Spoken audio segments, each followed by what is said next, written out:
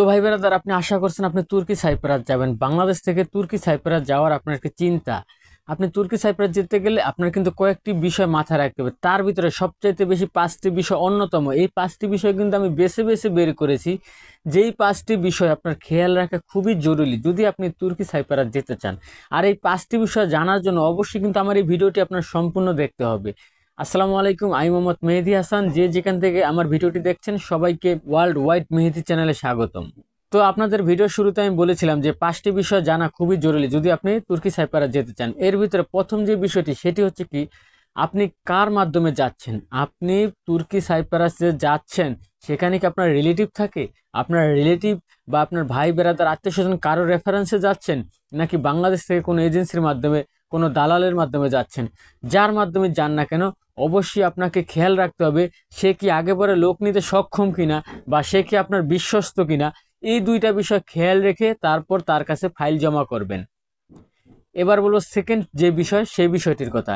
Second বিষয়টি হচ্ছে কি, আপনি তুর্কি সাইপ্রাস কিন্তু অন্যান্য দেশে কাজের ভিসা যাওয়ার জন্য বাংলাদেশ থেকে ম্যান পাওয়ার করে যাওয়া হয় বা প্লাস ডিরেক্ট ফ্লাইটে যাওয়া হয়, কিন্তু তুর্কি সাইপ্রাসের ক্ষেত্রে বিষয়টা কিন্তু ভিন্ন।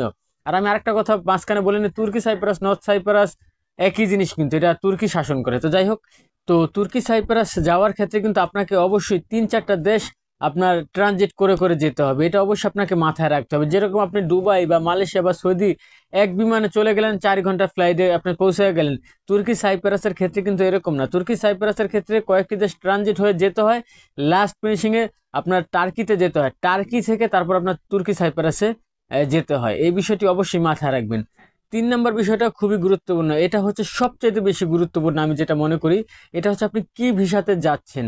মানে আপনি ওখানে কিন্তু ভিসা ক্যাটাগরি রয়েছে, এন্ট্রি ভিসা রয়েছে, স্টুডেন্ট ভিসা রয়েছে, ওয়ার্ক ভিসা রয়েছে। আপনি যদি সেখানে কোনো কোম্পানির ওয়ার্ক পারমিট ভিসাতে যান তাহলে আপনি যাওয়ার পর আপনার কাজ নিশ্চিত থাকবে, কিন্তু এন্ট্রি ভিসার ব্যাপারটা কিন্তু একটা অনিশ্চিত রয়ে যায়। তো আপনি এন্ট্রি ভিসা যাচ্ছেন না ওয়ার্ক ভিসা যাচ্ছেন, এই বিষয়টা অবশ্যই খেয়ালে রাখবেন। আর ওয়ার্ক ভিসা এন্ট্রি ভিসা কি, এই বিষয়ে আমার চ্যানেলে আলাদা ভিডিও আছে, চাইলে এই ভিডিওর ডেসক্রিপশন বক্সে লিঙ্ক আছে, দেখে আসতে পারেন। এবার বলবো 4 নম্বর যে বিষয়টা, সেই বিষয়টার কথা। তার আগে আপনাদের কাছে আমার একটি ছোট্ট রিকোয়েস্ট, যদি মন চায় আমার চ্যানেলটি সাবস্ক্রাইব করিয়া আমার সাথে থাকিয়েন। তো 4 নম্বর যে বিষয় সেটিও কিন্তু একটি গুরুত্বপূর্ণ বিষয়। 4 নম্বর যে বিষয় সেটা হচ্ছে আপনার তুর্কি সাইপ্রাস যাওয়ার ক্ষেত্রে অবশ্যই আপনাকে ধৈর্য ধরতে হবে, কিন্তু তবু আপনাকে একটা জিনিস মানতে হবে এবং জানতে হবে, তুর্কি সাইপ্রাস কিন্তু 2 মাসে ফ্লাইট হয়ে যায়, এটাও সত্যি। আবার তুর্কি সাইপ্রাস কিন্তু যেতে 1 বছরও লেগে যায়, কিন্তু সেইখানে 1.5-2 বছর লাগিয়ে গেলে সেটা অনৈতিক, অযৌক্তিক। কিন্তু তুর্কি সাইপ্রাস আপনার 2 মাসেও আপনার ফ্লাইট হইতে পারে, তুর্কি সাইপ্রাস আপনার 1 বছর সময়ও লেগে যেতে পারে ফ্লাইট হওয়া পর্যন্ত। এই বিষয়টা অবশ্যই আপনাকে মাথায় রাখতে হবে। এবার বলবো 5 নম্বর যে বিষয়টি, সেই বিষয়টির কথা।